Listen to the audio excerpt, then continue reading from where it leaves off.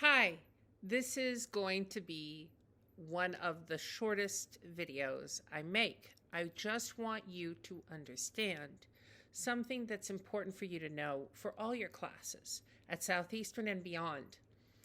When students are asked to do research, they often look at academic articles or peer-reviewed journal articles, same thing largely. And those are fantastic sources. They are generally considered the best sources.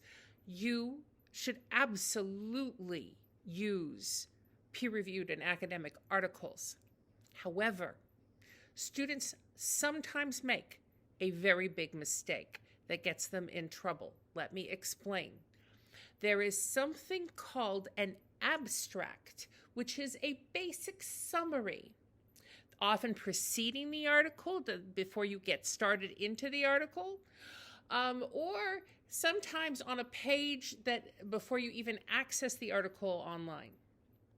And the abstract is just the summary of what's generally in the article. It's the equivalent of if instead of reading a book and quoting a book for a research paper, I quoted the back of the book cover.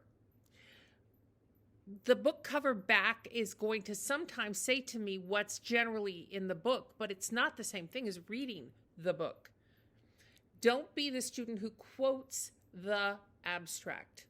Let me show you what I'm talking about with a single example of an article.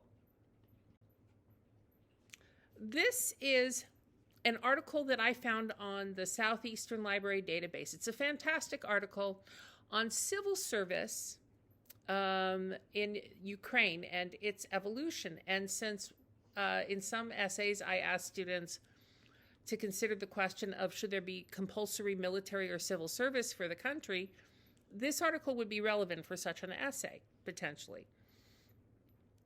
And you can see in the picture that there is above the first paragraph, there's something that says abstract.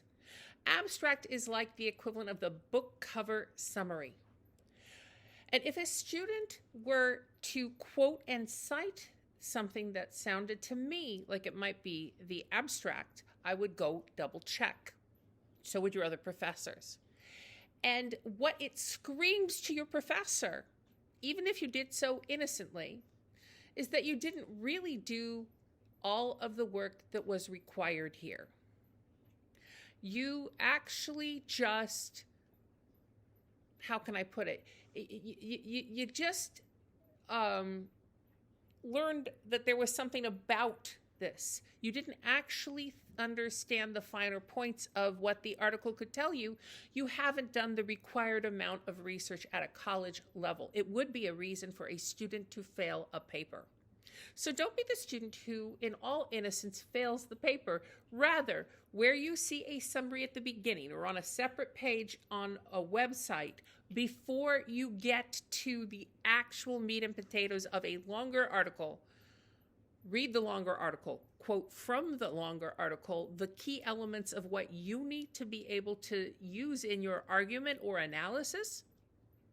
Do not be the student who loses a lot of points on an assignment because you didn't really do the work that was required. Do the work that is required. That's my little TED talk on abstracts, and now there's a bug flying in my face because I am your geekiest college professor. Let me know if you have questions about this. Send me an email if you are confused.